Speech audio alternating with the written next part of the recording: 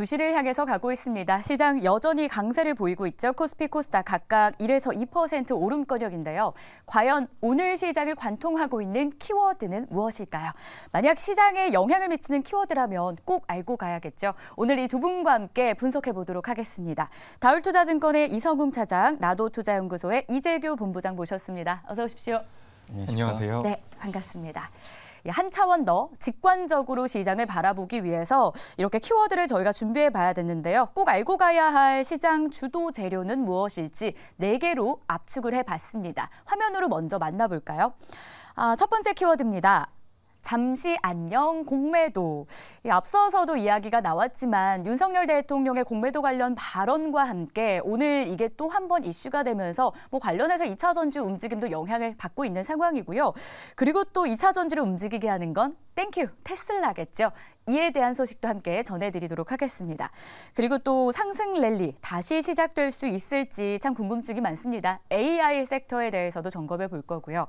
마지막으로 상장되어였던 파도에 대한 논란이 끊이지 않고 오히려 더 강해지고 있습니다. 이미 보유하고 계신 분도 있을 거고 앞으로에 대한 전망까지 많이들 궁금해하실 것 같아서 이에 대해서도 속 시원하게 이야기 나눠볼게요. 자, 그러면은 오늘 주요 키워드 여러분 뭐라고 생각하실지 궁금한데 첫 번째부터 한번 열어보겠습니다. 공매도 잠시 안녕. 언제까지 길어지게 될지는 잘 모르겠어요. 근데 어쨌든 대통령의 발언과 함께 조금 더 이 공매도 금지가 장기화될 수 있다는 이 가능성이 조금 더 열린 상황이거든요. 먼저 이성웅 차장님은 어떤 생각을 갖고 계신지 이성웅 차장님의 한 줄 평부터 열어보도록 하겠습니다. 볼게요. 수급 트리거 완화 예상이라고 한 줄 평은 정해주셨는데 오늘 보면요. 이 기관이 코스피에서 굉장히 강하게 매수를 하고 있거든요. 네. 그래서 오히려 청산하려는 기관의 움직임이 아니냐. 왜냐면 청산하려면 어쨌든 그걸 다시 사야 하니까 이게 2차 전지나 이런 게 지금 좋아서 매수를 하는 게 아니라 공매도 관련해서 청산 가능성까지 열리고 있어서 이 수급하고의 어떤 연관성이 있을까요? 마침 또 수급 트리거라는 말씀을 주셨거든요. 그러니까 수급 트리거라는 부분이 어떻게 보면은 그 전에 시장에서의 그 주가에 대한 변동성을 심화시켰던 게 바로 이제 공매도 쪽인 건 맞다라고 판단되고 있는데요.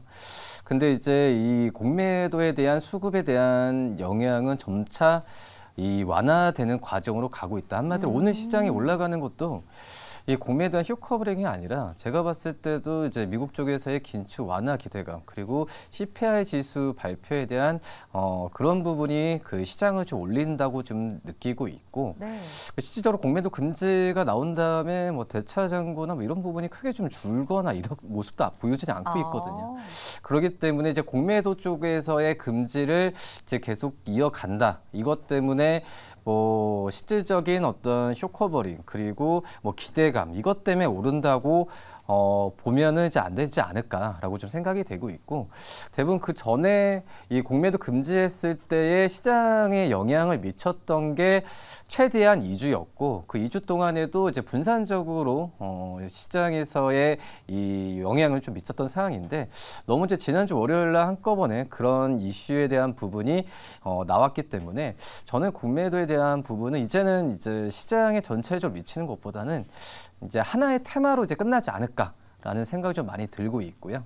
공매도 금지에 대한 이 부정적인 전망도 있고 긍정적인 전망 다 있겠지만은 제가 봤을 때 이거에 대한 긍정적인 전망, 부정적인 전망에 대한 실질적으로 시장에 미치는 영향은 점점 시간이 갈수록 강도가 좀 떨어진다라고 좀 판단이 되고 있거든요. 그렇기 때문에 오늘 오히려 저는 더 올라갔던 부분이 말씀드렸던 이 펀더멘탈적으로 펀더멘탈적이 아니라 어떤 국외의 어떤 매크로 지표에 대한 부분으로 연결이 된다면 이게 바로 다시 이제 펀더멘탈 쪽으로 연결이 되겠죠. 이런 부분이 더 오히려 긍정적이지 않나라고 생각이 됩니다. 결국 제가 질문을 드렸던 청산 관련된 이야기라기보다도 좀 시장의 판도가 조금씩 회복이 되고 있다. 이렇게 저희가 해석을 해도 된다는 말씀이신 거예요? 아니요. 공매도에 대한 상관계수는 점점 떨어진다. 공매도 금지 관련해서? 네네. 네. 알겠습니다. 그러면 이어서는 이재규 본부장님의 한 줄 평도 한번 보도록 할게요. 공매도 잠시 안녕이라는 이야기와 관련한 한 줄 평입니다. 결국 가치의 수렴이라고 정해주셨는데 사실 이거는 주식 공부하다 보면 한 번쯤 좀 들어봤을 법한 말이에요. 오늘 이런 주식 명언을 좀 가져오신 이유 뭘까요? 네, 뭐 굉장히 교과서에 자주 나오는 이야기죠. 그렇죠. 그런데 지금 어찌됐건 간에 공매도 금지가 지난주에 진행이 되면서 급등이 나왔다가 계속해서 이제 하락을 했었죠. 그리고 오늘 반등을 좀 주고 있는데 실질적으로 이제 크게 시장 자체에 대한 영향력이 일시적으로는 있었지만 계속해서 지속될 가능성은 낮다라고 보고 있습니다. 특히 이 공매도 관련돼서 우리가 이제 시장 조성자, 뭐 마켓 메이커라고도 하고요. 뭐 유동성 공급자 같은 경우는 계속해서 공매도를 칠 수 있는 상황이기 때문에 이런 부분들이 이제 시장에서 어느 정도 테마성으로 끝날 가능성이 높다.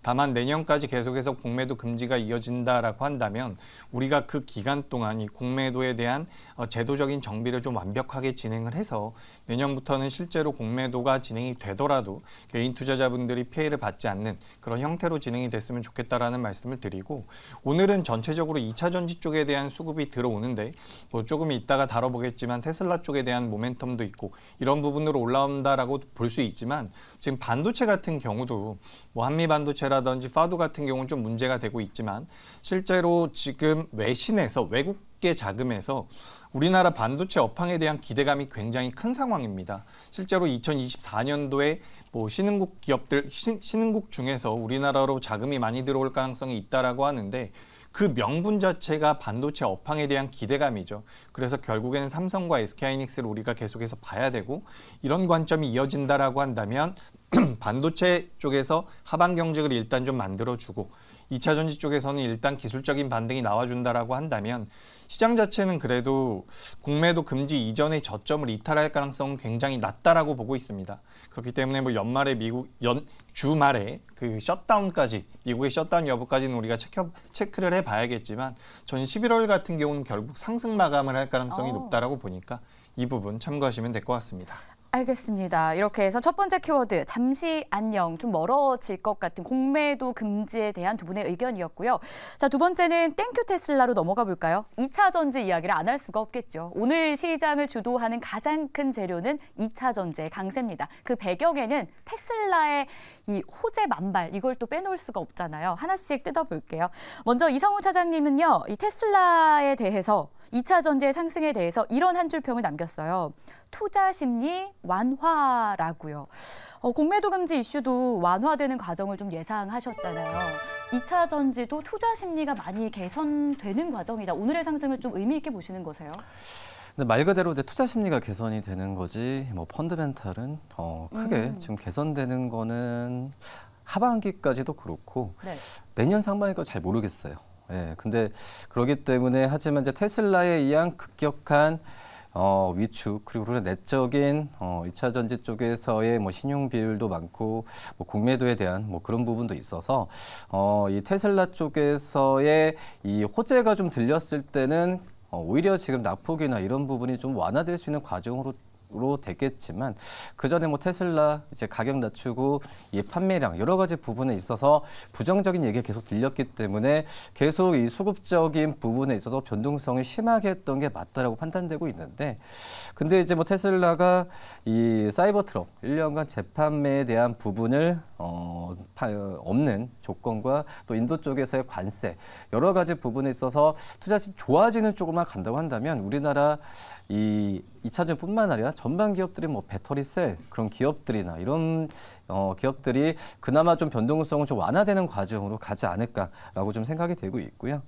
지금 테슬라 실적이나 여러 가지 면에서는 아직까지 물음표가 있는 거라고 좀 생각은 되고 있어요. 근데 여기에 우리나라 그 배터리 셀 좀 그 삼성 SDI도 그렇고 여러 이 배터리 셀 기업들 같은 경우가 4분기 실적에 대한 추정치가 점점 낮아지고 있는 게 사실이거든요. 뭐 그리고 그렇게 된다고 한다면 2차 전지 이 소재 기업들에 대한 그 투자 심리나 뭐 이런 부분이 좋아지진 않겠죠. 그렇기 때문에 공매도 전과 후에 이 테슬라에 대한 펀드멘탈과 2차 전지에 대한 섹터에 대한 전망은 똑같거든요. 네. 그렇기 때문에 지금 현재 봤을 때는 우선 투자 심리가 1차적으로 완화되는 과정에서 우리나라 이타 전지 관련주 변동성이 좀 적어진 다음에 펀드멘탈적으로 분석을 해야 되는 단계지. 그 전에는 지금 현재는 어떻게 보면 좀 지켜봐야 되는 게 맞지 않을까 생각이 됩니다. 결국 펀더멘털 개선이 아니라 이 투자 심리 개선이 일단 먼저 동반이 돼야 그다음에 펀더멘털 개선은 네. 또 저희가 시기적으로 기다려볼 수 있는 거기 때문에 지금 2차 전지의 강세 그리고 공매도 금지 이슈도 어쨌든 투심을 좀 완화시키는 이 과정에 놓여 있다. 하지만 투자는 조금 더 지켜봐야 한다. 뭐 이렇게 좀 이야기를 해주셨어요. 하지만 이재규 본부장님의 이 내용을 좀 보면요. 한번 한 줄 평 열어볼까요? 땡큐 테슬라와 관련해서 과연 찐 반등이라는 한 줄 평을 남겨주셨습니다. 이게 어떤 의미일까요? 같은 맥락으로 봐야 되는 겁니까? 아니면은 어떤 네, 의미예요? 이제 저의 맥락을 좀 설명을 네. 드려보자면 워낙에 이제 2차 전지 관련주들이 다이렉트로 하락을 했기 때문에 중간중간에 반등을 시도하지 않았습니까? 네. 그렇기 때문에 이번에야말로 진짜로 반등을 할 수 있느냐 뭐 이런 의미에서 제가 한 줄 평을 적어봤는데 저 같은 경우는 지금 2차 전지 쪽에 대해서 이제 공매도 금지되기 이전에도 한번 이런 말씀을 드렸었어요. 2차 전지가 너무 많이 빠졌습니다. 그렇기 때문에 우리가 관심을 가져봐야 되고 특히나 이제 매매를 하게 된다면 트레이딩 관점으로 하셔야 됩니다. 이 말씀을 많이 드렸었는데 그 이유는 뭐냐면 제가 좀 이제 시간을 되짚어 보니까 2차 전지 쪽에 대한 리스크에 대해서 말씀을 드리고 2차 전지가 좀 부정적입니다라고 제가 말씀을 드렸던 게 벌써 8월, 9월 달이더라고요. 그래서 이게 2달 정도, 3달 정도 지나다 보니까 이제 기술적인 반등이 충분히 나올 수 있다라고 저는 판단을 하고 있습니다.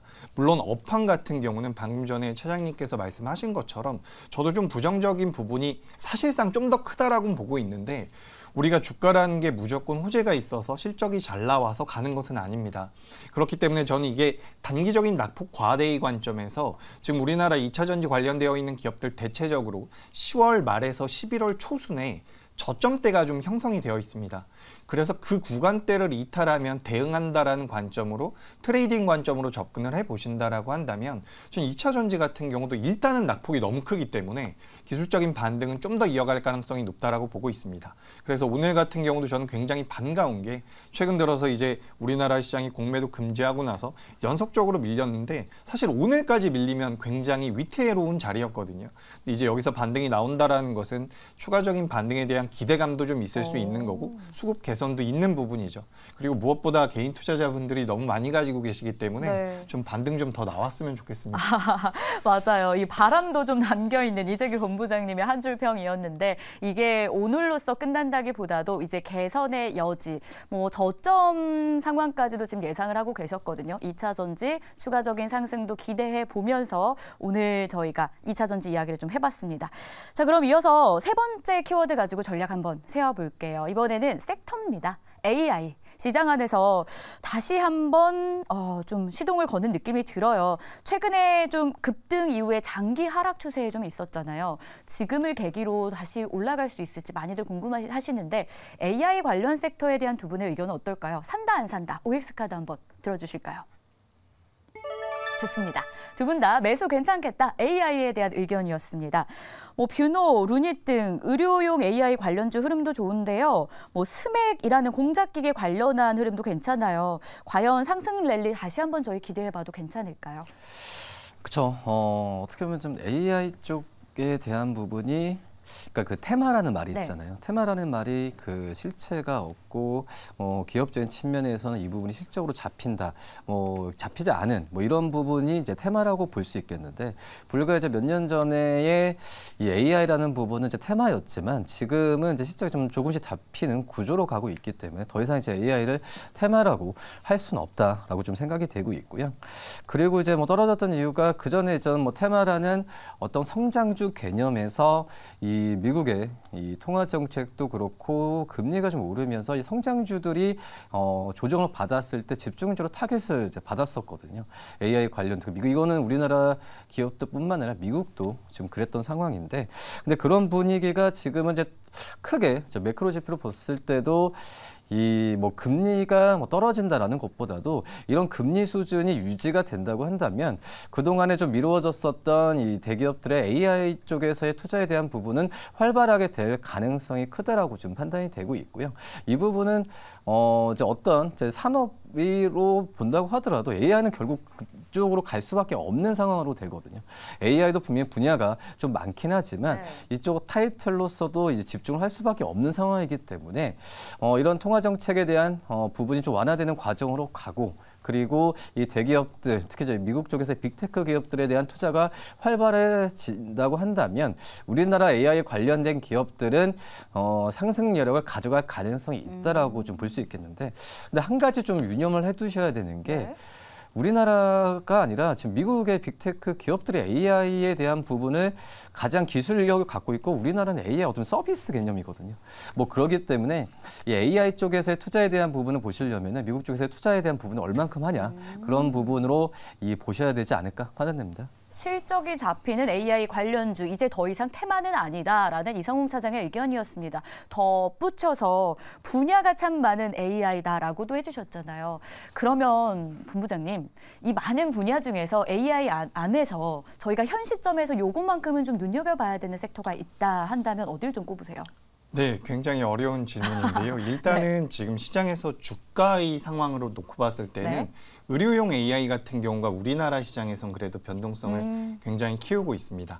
그런데 이제 실질적으로 AI와 관련돼서 우리나라 기업들 중 뭐 우리가 규모가 좀 있는 기업을 따져보자면 전 네이버 정도가 맞다라고 보고 있고요. 우리가 이제 전체적인 상황을 놓고 봤을 때는 지금 미국에서 시가총액 1위 기업이 애플인데 이 애플의 시가총액을 지금 마이크로소프트가 거의 다 따라잡고 있는 상황입니다. 근데 이 마이크로소프트의 주가 상승 명분에는 오픈 AI의 지분을 가지고 있다는 부분들이 굉장히 많이 부각이 되고 있죠. 결국에는 빅테크들이 이 AI 쪽에 대한 투자를 지속하고 있고 실제로 우리 생활에도 굉장히 많이 다가오고 있는 상황입니다.